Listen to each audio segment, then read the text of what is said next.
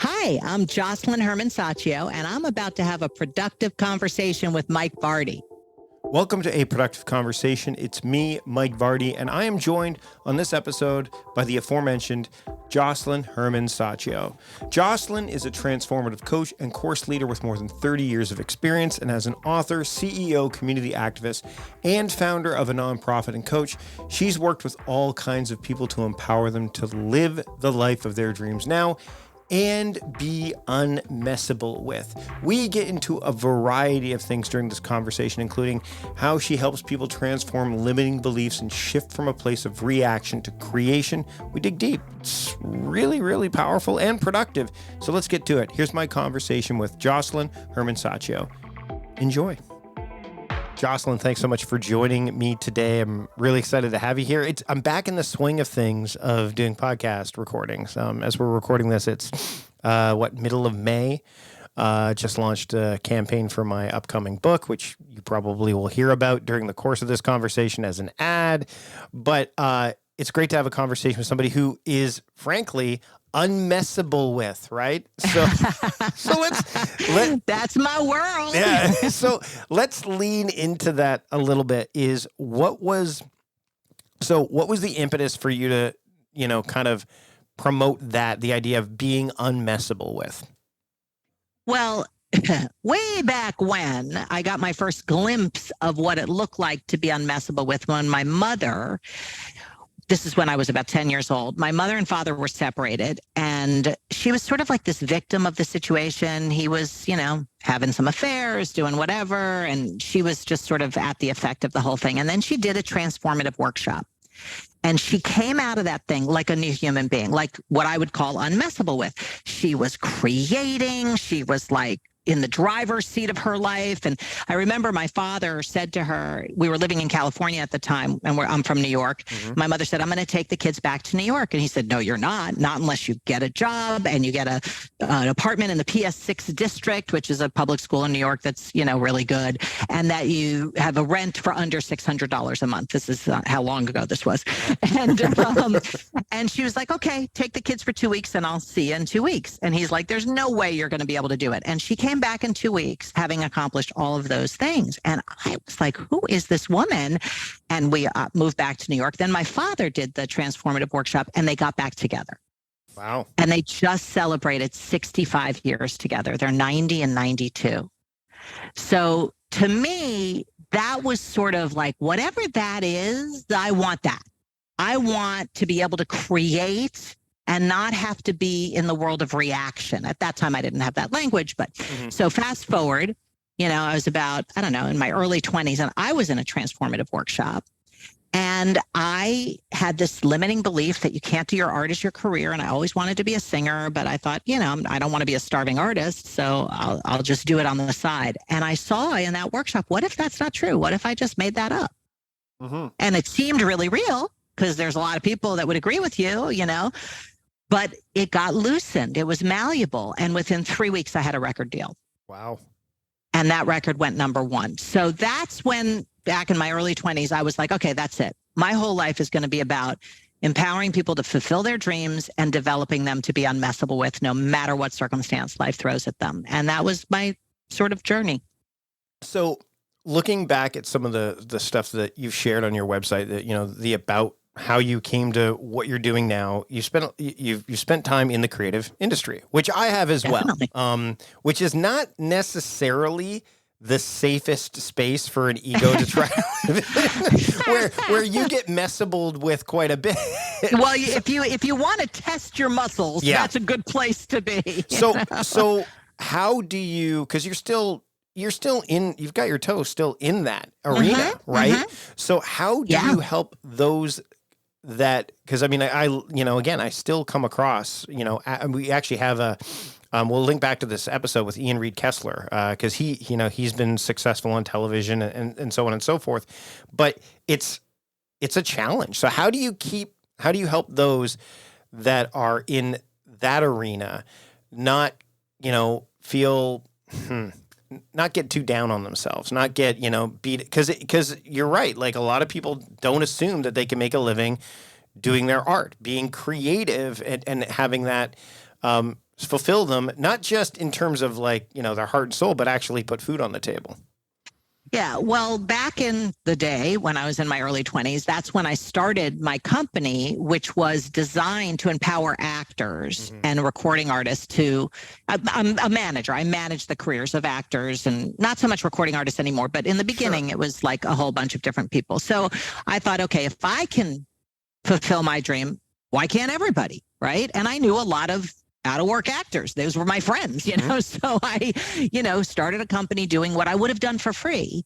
I just was connecting them and creating and all that stuff. So I saw very early on in my career, because this is 30 years ago, that putting yourself in situations to be quote unquote rejected, which is what an actor does. They go to audition and it's a numbers game. How many auditions do you have? How many bookings do you have? How many callbacks? All that whole world is very much designed to have a lot of, no, you're not the one. Yeah. No, you're not the one. So you have to have a very powerful place to come from when you're in that business. Now, what I learned later, and I'll circle back to what you're asking about the actors, but what I learned later is that's really not unique to that business. Yeah. It really is any kind of human being. And when I started leading transformative workshops back in my early 20s for just people, not just actors, it was like, oh, this is just being human. This has nothing to do with, oh, I'm an actor. It's just being human is to be reactivated about 99% of everything that happens during the day. So my mission is really to move people from that world of reaction to the world of creation. And what I do with people is I have them get really clear on their vision, or what I call their dream source, which, is kind of in my TED Talk. If anybody wanted to watch that, it gives them a method to discover it. But like an actor, I would coach them. I'd say, okay, what do you want to leave people with? Like, what do you really want? And it isn't an Academy Award, and it isn't booking a guest star on Law and Order or whatever it is, because even if you reach that goal, there's going to be the next carrot and the next carrot, because I work with people who they make it to Broadway and then they're like, yeah, but if only I could be on TV. Then they make it to TV and they go, yeah, but if only I could be a series regular. So it's always the next carrot. The pursuit of the next thing, as opposed to living in the thing that you've already gotten. And even not even living in the thing, coming from a place that no matter what thing you're doing, you can bring that space to whatever you're doing, whether you're at Starbucks or on TV or on your podcast, right? So I train people and develop people in discovering what they really want. Like, what is their vision? What is the source of their dreams? Not the goal, which has an end date. But like, what do they really want? Oh, well, I want to win an Academy Award. Okay, well, what if you won that? Then what would be available? Well, freedom. Okay, freedom, that's a different conversation. Freedom, you can bring to your dry cleaner. Freedom, you can bring to driving in traffic. Freedom, you can bring to your marriage. You don't have to wait for a goal to be met to get it. So that's what I mean by fulfilling your dreams now versus someday, is being able to come from the space that you're trying to get to. Yeah. And what's, as you're talking about this, I can't help but think about the paralysis that people face when they think about those bigger, when people hear the term vision or mission or calling, they're like, ugh, I don't have time for that, which is, and I mean, I hear that it reminded me of when I was listening to McConaughey's book, Green Lights, right? The idea of, him, just some of the stuff he was talking about. And I know there's been some other stuff since that book came out that has definitely steered him. Maybe I've lost a little bit of that, kind of like, oh, that was really great, to now like, well, what does that feel like now?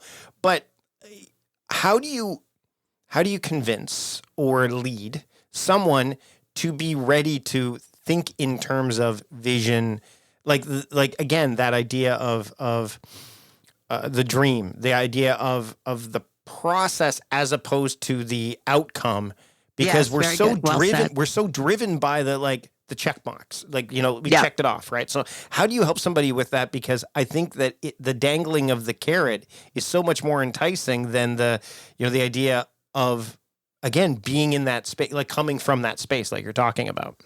Yeah. Well, first of all, you got to approach it like a muscle. So you have an overworked muscle called get stuff done. Yeah. Check the boxes. I mean, that's how it is to be most human beings by default are get stuff done machines, right? So they're good at reacting. In fact, very successful people, which is most of my one-on-one coaching clients, are, entrepreneurs, solopreneurs. They're people who are really good at getting stuff done. But that's very different than creating. Creating is a different muscle. And mostly people's muscle to create is a bit atrophied, quite honestly. Even if you're in a creative field, it's not about that, because if you think back, you can probably relate to this even just with your podcast, right? When you were first creating your podcast, it was exciting. You didn't know what you were doing. You were kind of just creating whatever. Even your mistakes were enlivening. Yeah. But at some point, and this is true about any business, any relationship, whatever it is that you created, at some point, that creation shifts over to the world of management. So now you got to manage it. You got to book guests. You got to schedule things. You got to advertise it, whatever. Yeah. Now you're managing the creation. So creation is more like an up and out space. You're sort of like looking up, vision, creation, dream, calling, whatever you want to raison d'etre, whatever you want to call it, right? So you're looking up and out. You're kind of not knowing what's happening. Management is survival. It's now you've got to manage and there's no magic in management. No. So it becomes a drag, quite honestly, and it sucks your space. That's where burnout comes from. That's where overwhelm comes from. So this is what I do with people. I literally work with them to dismantle what's in the way, what's the lid that's keeping them in that world of reaction or management or survival, and shift them over to that world of creation and reignite that muscle of creation. And it does take something, because it's not a panacea. It's not a magic pill. You have to have discipline to do that, Your neuronal pathways are already grooved in to go to the world of management and reaction. So it's easier to go there by default. Yep. Creation is like a road that doesn't have a pave. You've got to pave that road and get the branches out of the way, and it takes something. You got to make the road. That's right. Like there is no road. Exactly. What's that quote by Emerson? Don't go where others lead, instead blaze a trail, or something like that. It's interesting because as you talk about this, one of the things that keeps people in that management mode is the safety of it. Yeah. But it's not really safety. No. It's but you know what I mean? Like it's perception of safety. It's totally that. Well, it's brain safety. Yeah. Because your brain, its job is to survive and predict the future based on the past. So there you go. There you go. Well, the other thing, which alludes to, there's a couple things we're going to tie in here, interestingly, to the campaign I was talking about. Well, number one, we'll start here, is writing a book, number one, hard. Number two, when you're writing a book that's essentially got a lot of how-to elements in it, you're really drawing a line in the sand. Like you're saying that, and then finally, so you have to get over things like imposter syndrome, cast your ego aside. Because once it's interesting, and I'd love to hear your thoughts on this as a creative and as a creator, which I think people get stuck with. I know I have. Once you've created it, it's essentially no longer yours. Does that make sense? Like, because you can't control. Unless you're keeping it in a box in your room or you're something. Putting it out in the world. You're going to have people, it's going to be judged. It's going to be transformed. It's going to be judged and transformed. And you have to be okay with that. And that is, I think, partly what can keep people in this, well, let me check off these boxes of management because they're safe, they're secure, they're certain. So I can thrive off of that. Seemingly. Well, and that's just it. It's all these illusions. So how does somebody who is caught in these illusions, give me an example of when you've had somebody that you've worked with and they had that aha moment where the haze kind of went away and they're like, oh, I see so much more clearly now. And they've been able to escape that trap. Oh my God, there's just so many. I'm trying to even, think of one. I was just on a call coaching somebody and their father is dying right now and has ALS and is, sort of on the tail end of it, and had a conversation with him yesterday about wanting to pass. And he is really complete in his relationship with his dad. Like there's nothing left unsaid. There's not like any regrets. It's not like, oh, if only I had said. So he's got a lot of power to be able to create with his dad and actually be there for him versus be there with his stuff about it. You know, when somebody's passing and you're all like messed up about it, you're not very available for the person, right? Yep. So he has the experience of being complete. Now, conversely, there are areas of life where doesn't have that experience, right? And it bothers him because he wants to be complete. And what we distinguish is there's a difference between feeling complete and being complete. And feeling complete is all in the world of reaction. It's like, oh, I don't feel like I did the right thing. I should have done something different. It's all like shoulda, woulda, coulda. Yeah. Being complete is completely a creation. You create being complete. Now, this gets kind of jargony, so I don't know if this is really quite what you want in the answering of your question, but I told him, you're missing a distinction. You're missing a tool. Mm-hmm. You have to create being complete about being incomplete about certain things, because there are going to be things that are incomplete. And if you can't create being complete, at the end of the day, like that thing didn't get done and that conversation didn't happen. And okay, I'm not going to regret. I don't regret it. I don't, I'm not ashamed of it. It is what it is. And now this is now what's next, and create what's next, whether it's putting in your calendar for another day like that. And it was like, poof. It's funny. I'm looking at my phone right now and I'm not looking at a message. I'm looking at I have a wallpaper with the castle in Sintra that my wife and I were in Portugal. I was speaking at I a was conference. there last year. Yeah, yeah, we went there. Sintra's beautiful. Yeah. So I have this photo that I took, and it's from a quote from a friend of mine, Ernie, who I'm in a mastermind group with, and it's from Jiddu Krishnamurti. I'm butchered the name, but I don't mind what happens is the quote, and I'm like, there is something freeing about that, and it's got a double meaning, I think, too. It's not like I don't care what happens. It's right. not, I'm going to give it more power than it should have, but also minding also has this double meaning of like tending, right? Like, that, and I think that we get caught up in minding things that either we shouldn't be minding or that won't change whether we mind them or not. Exactly. It's kind of like, okay, well, how's that going for you? Yeah. You know, stressing out about something. Most things that people are messable with about aren't even happening. Mm-hmm. I mean, they're like literally not even real. So it's kind of like when you get somebody very powerfully related to reality, it's okay, but what actually happened? What did they say? Mm-hmm. What did that person say? Well, but they didn't return my call. I go, no, that's not what happened. That's what didn't happen. Yeah. So what actually happened? Well, they're ignoring me. I was like, that's not a real thing. Yep. Let's talk about story. Because story is powerful in both the best way possible. Good, bad, and ugly. Yeah.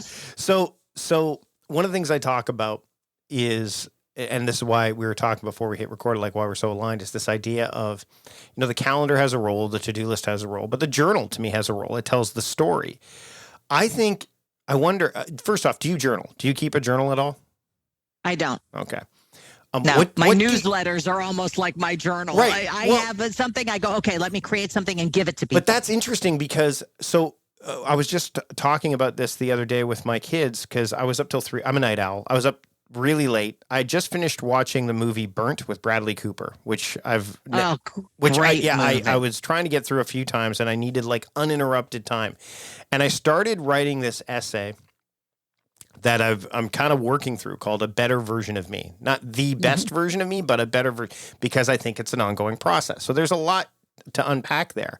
But what's interesting is, to your point about writing, is I keep a journal, but I also, some of the stuff I send out is definitely the form of story, right? Like watching the Phil Knight quote from the movie Air where, they decided to go with Jordan and the one character said, "What made you come to that decision?" He goes, "I went for a run." I'm like, 1985, you can't go for a run necessarily. You probably could have a Walkman on, but he was running with like just no podcast in your ear. Like, by the way, if you're listening to this podcast right now and you're on a run or a walk, I wouldn't mind if you turned it off just to not have anything but the thoughts that are in your head. Just to be. Right. Just to be. We don't even be anymore. It's crazy. So back to the story piece.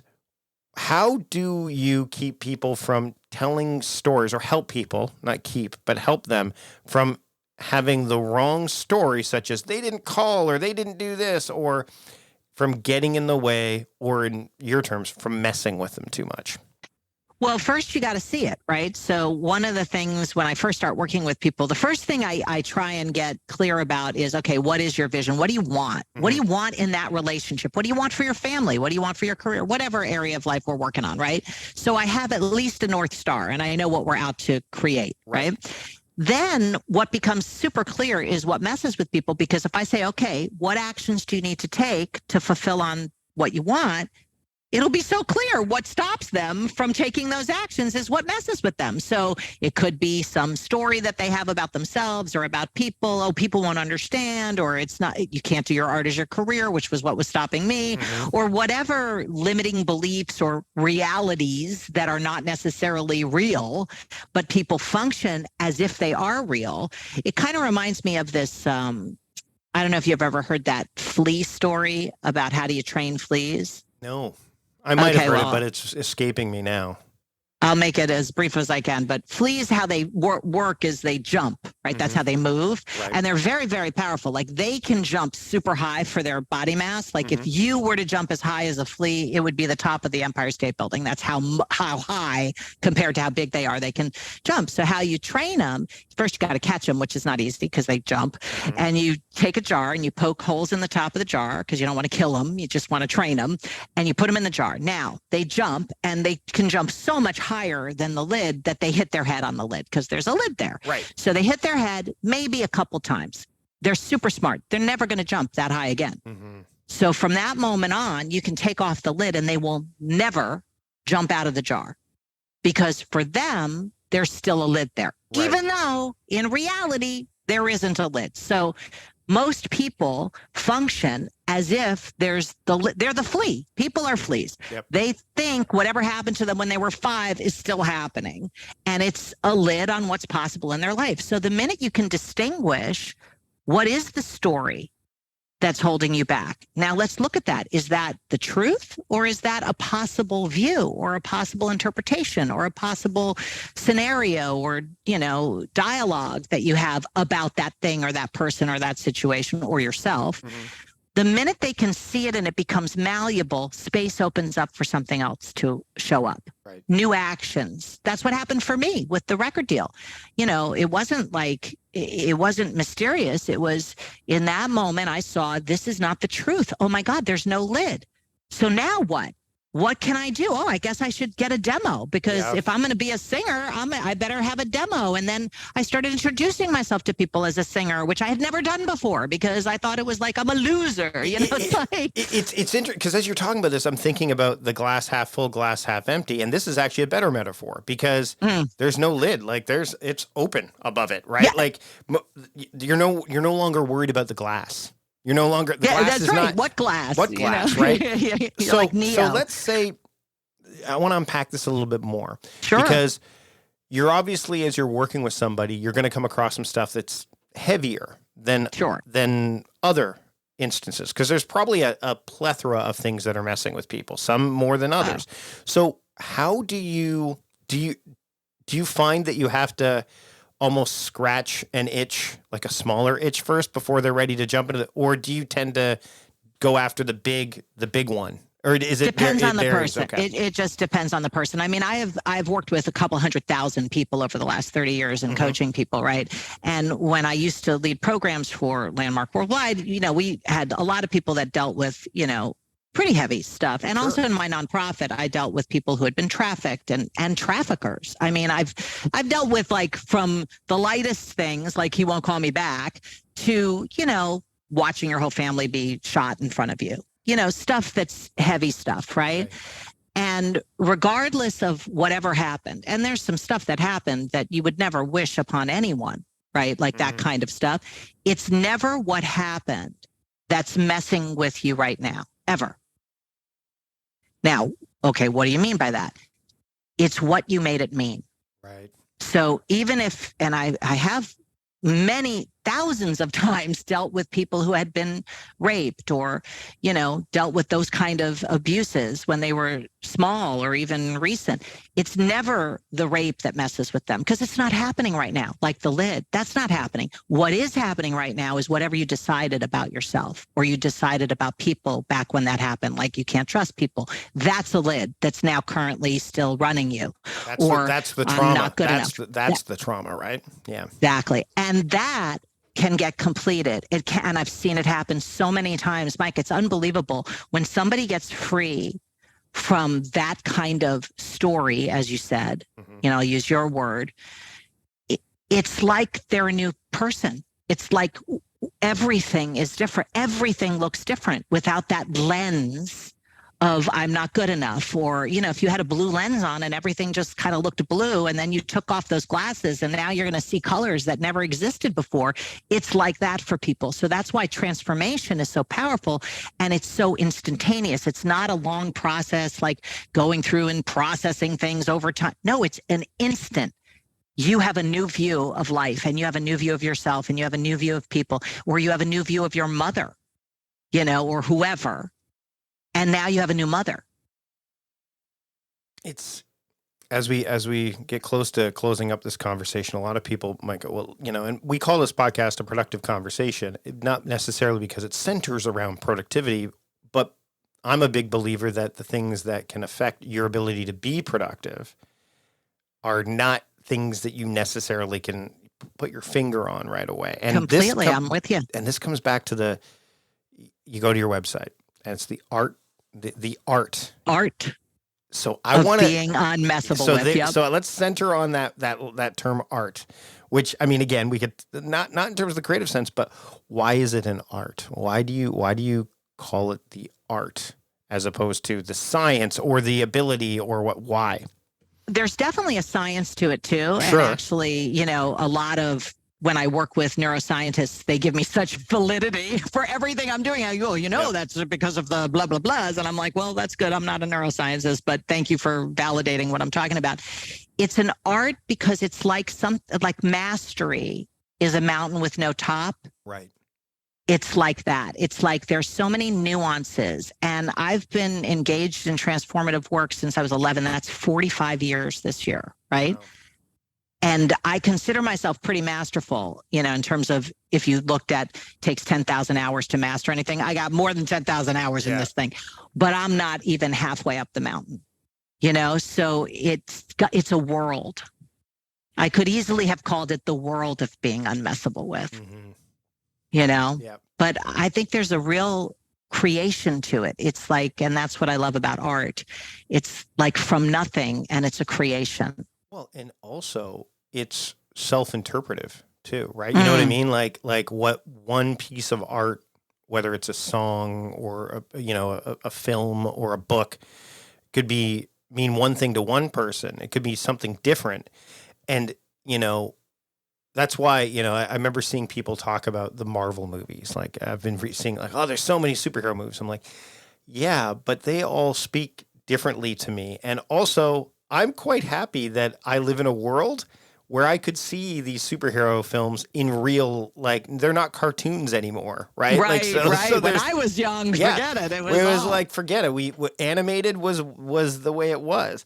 But the nuance, I think, is, and that's, it's such a hard thing to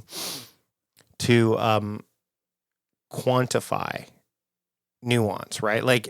And I think that's where what I appreciate about the work that you're doing and our conversation today is that, even when it comes to productivity, there's this imbalance between quantity and quality, right? It's like get as much we talked about the being versus the feeling. It's the same thing as the doing, right? Versus the being, right? Totally. In fact, the context, I do a whole calendar workshop, which you would probably love. Yeah, I see it on your website. We'll link to it in the show notes for sure. It's all about, you got a bunch of to-dos. Okay, overwhelm sets in because you got too much to do. Mm-hmm. But why are you doing what you're doing? So I have people in their calendar put, okay, I'm going to the gym. Why? Mm-hmm. What are you creating? By going to the gym? And I have them literally put in their calendar, creating vitality, go to the gym. So that there is a creation rather than a doing. It's what am I going to be going to this? What am I creating as a context versus just content? Because your calendar can easily turn into a bunch of content, and people who are really good at getting stuff done, very productive, aren't necessarily good at creating. Right. And that's the muscle I want people to develop. Well, I think the other tricky thing is that you try to manage a calendar. Well, as soon as you turn your calendar into a management tool, you're back to what we were talking about before. There's like a mundanity to it. There's all that. Whereas, I mean, that's why I don't like the term time management. I prefer like manage your relationship with time, because that's the thing, right? As opposed to, because time won't be managed. Like, time's moving on whether we want it to or not. Like, speaking of which, time has moved on to the point where we're now at the closing of our conversation. We had no control. Josselyne, where can people keep up with you and the work that you're doing? They can go to my website, and there's a bunch of ways to work with me, from free stuff to other stuff, whatever. But it's theartofbeingunmessablewith.com. Josselyne, thanks so much for taking the time today. Have a productive conversation with me. Thank you for having me. It was really fun. Thanks to Josselyne for joining me on the program. You can find all of the show notes, which include key takeaways, relevant links, either on the podcast app you're using right now, which could be Spotify, it could be Apple Podcasts, it could be Overcast, or you can visit the website, productivityist.com/podcast484. And another thing you can do if you're listening to this on a podcast app is just subscribe to the show. That's one way to support the show. Again, whether it's Apple Podcasts, Google Podcasts, Spotify, we'd love to have you as a subscriber. It makes it easy to find shows that have already happened. Make sure that you don't miss a show that's to come. You become unmissable with, I guess, for lack of a better term. So hit that subscribe button, and that way you can support the show and make sure you don't miss a single episode. Another way to support the show is to check out our sponsors. Go to productivityist.com/podcast sponsors to check out all of the sponsors of this show and other sponsors, but the ones you heard specifically during our conversation, they'll be there as well. That's it for now. Until next time, I'm Mike Vardy, the host of A Productive Conversation, reminding you to stop doing productive and start being productive. See you later.